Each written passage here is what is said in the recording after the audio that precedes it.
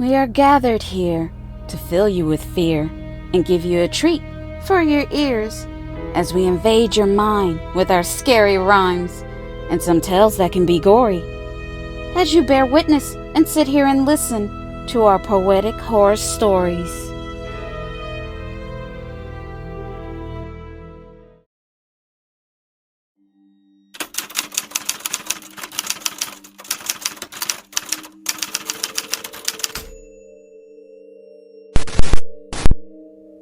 Hello, my name is Joel, and this is my horror Christmas story. I can't say I'm necessarily proud of the actions I took that day, but it was for my family's safety. It is something I have to live with, and sometimes I wonder if I was wrong. But once you hear my story, I guess you will be the judge. It was December 25th, and my kids came rushing into my bedroom. It was 7 o'clock in the morning on Christmas Day. My kids were happy and excited. They were ready to see the gift Santa Claus left under the tree. They just couldn't wait. So me and my wife stumbled groggily out of bed as the kids dragged us downstairs. My kids ran straight to the Christmas tree, when I went straight to the kitchen to brew myself and my wife some coffee. We spent all morning watching our kids opening and playing with their gifts. Later that day, my parents arrived. This year, we're hosting Christmas dinner for the first time. And for my wife, this was a big ordeal.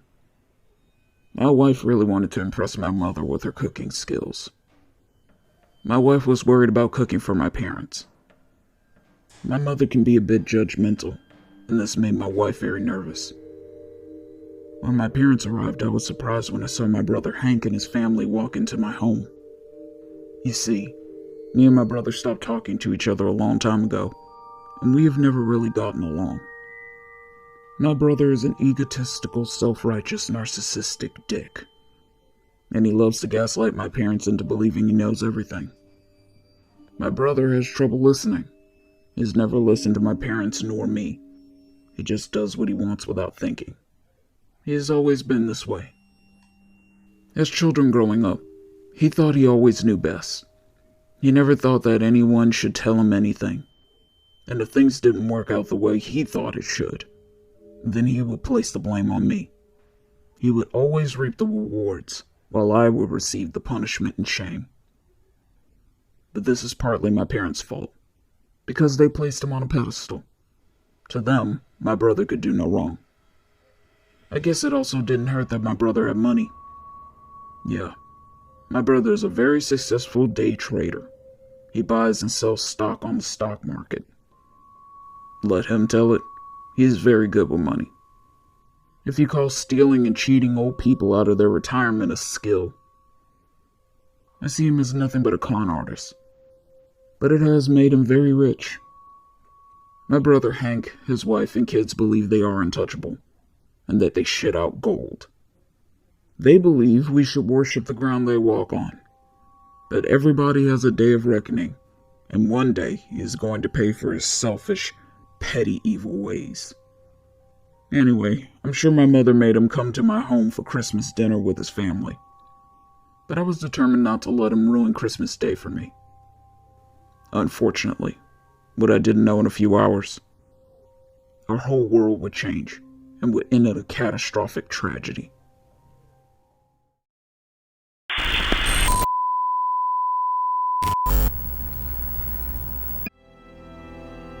Sorry to interrupt this program, but we have some announcements. Please like and comment. This will help our channel grow and let us know you like the program. And if you're new, please subscribe and become a part of the PHS crew. Thank you. Now back to the video.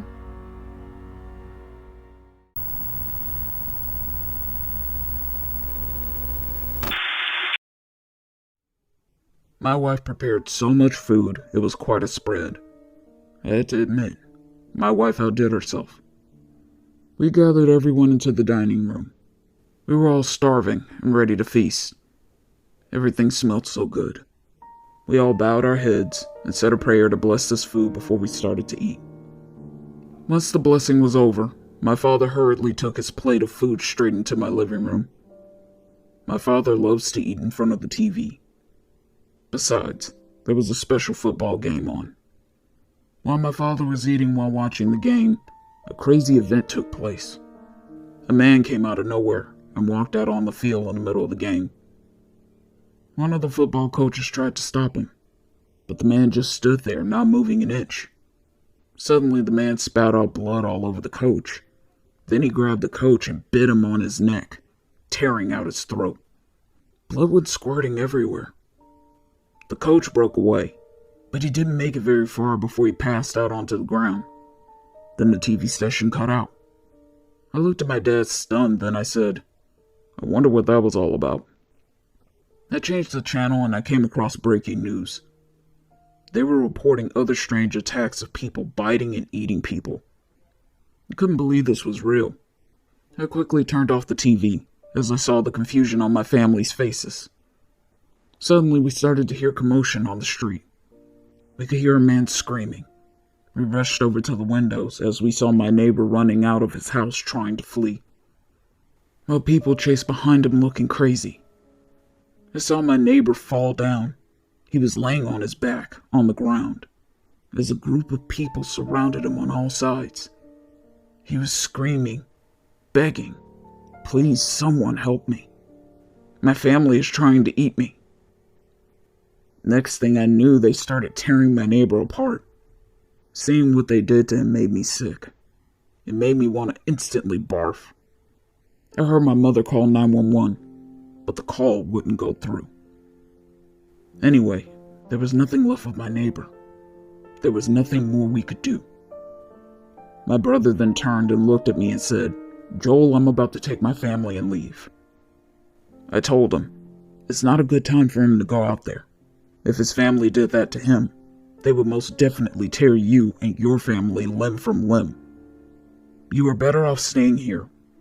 I promise if you step out there, I won't let you back in. My brother could see I wasn't kidding. He could see it in my eyes. Then he asked me, "What should we do?" I told him, we need to make sure every door and window is locked up tight, and all of the adults will stay here in the living room for the night. We also need to find ourselves weapons just in case we have to fight for our lives. I told my mother to take the kids upstairs and to lock themselves in my bedroom, and not to come out until I said so. I could see the overwhelming terror and fear in my mother's eyes as she quickly gathered the kids. I could hear them start to cry. I kissed and hugged my kids tight and told them everything will be alright. I knew that wasn't necessarily true, but I was going to do my best to protect them. We also started to barricade the windows and doors with big pieces of furniture, anything we could use in force. I told my wife I was going upstairs to survey our street, to see how many there were of those zombies. When I surveyed our neighborhood, I could see a herd of people roaming around, moving slowly. The whole scene looked really creepy, like we were in a horror movie. The people looked like they were walking around in a trance. It looked like their souls were no longer there. They didn't look any more like humans. I wonder what was making them all act this way. Something had to be driving them. I wonder what made them change. I just can't get that scene of my neighbor's family tearing him apart and eating him alive. I keep replaying it over and over in my head. It's like they have lost their humanity and reverted back to being wild animals. All these people just yesterday were sweet, friendly, loving, kind folks. But now they are now vicious, violent, bloodthirsty, and hostile. They're just walking around like lifeless corpses. I returned downstairs, and my brother Hank, being the narcissist he was still trying to leave. He really thought he could make it to his car with his family. When my brother and his family arrived, my brother parked his car at the tail end of my driveway, blocking my parents' car in, and my car was in my garage. At dinner, all Hank did was brag about his Porsche and how fast it can go. And now he believes he can move his family out to his car quickly. He will drive off, then he comes back with help. But I didn't believe him. I knew once he leaves, we would never see him again. My dad thought it was a good idea since we couldn't get through to 911, but I told him no. We would do better to stay inside. Once he opens the door, it'll make us vulnerable.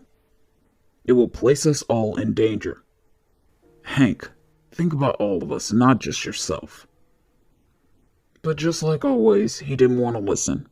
He had to have the last word. He had to be right. He told his wife to go and get their kids. They were leaving. So she did what he said. Part of me didn't care if he left, but it was making my parents really upset. So for their sake, I was going to try and make him stay. I grabbed the keys out of Hank's hand. I told him again, "Look, Hank, you are being selfish. Mom and Dad really want you to stay. Right now, we should shelter in place." But I could tell he wasn't listening to me. "Hank, if you leave, I'm not going to let you and your family back in. You have to understand, I have my own family to protect." But my brother was stubborn. He yanked his car keys out of my hand as he grabbed up all of his things. I tried one more time, and I looked straight into his eyes, and I said, "If you walk out the door, you are signing you and your family's death warrant." He could tell I wasn't joking, but he decided to proceed as he placed on his coat. Then I told him, "Okay, I see you made your choice. You can leave, but go through the garage and out of the side door." Those were my last words. My parents keep saying, "Don't worry, he is going to be okay." But I knew this wasn't going to be the case. We watched them as they made their way to their car without being seen by the zombies. For a moment, I thought they were going to make it and escape. That is, until my brother accidentally set off his car alarm. Then all hell broke loose. Hank was so startled by his car alarm, he fumbled his keys. We watched as they went tumbling down to the ground. The zombies quickly rushed over, heading to Hank and his family's location. I could tell Hank didn't know what to do in the situation. So they turned around, running back towards my home, heading to my front door. My dad tried to run downstairs to open up the door, but I stopped him and I told him no. I told my dad. Hank made his own choices. He didn't want to listen to me. He chose to leave with his family. I warned him if he left, I wouldn't let him back in. I'm not placing my family's life into jeopardy. If he wasn't so damn arrogant and thought about others more than about himself, then he and his family wouldn't be in this mess. My dad tearfully had no choice but to agree, as my dad and my mom huddled together on the floor praying on their knees. We listened to my brother and his family begging, screaming, and pleading for me to let them back in. I know this sounds cold, but I just couldn't. Do you think that I'm wrong? What would you have done? Would you have opened the door? This is now in the past and I can't do anything to change it. It's sad. I knew one day Hank's narcissism would get the better of him. And that fateful Christmas day was Hank's and his family's reckoning.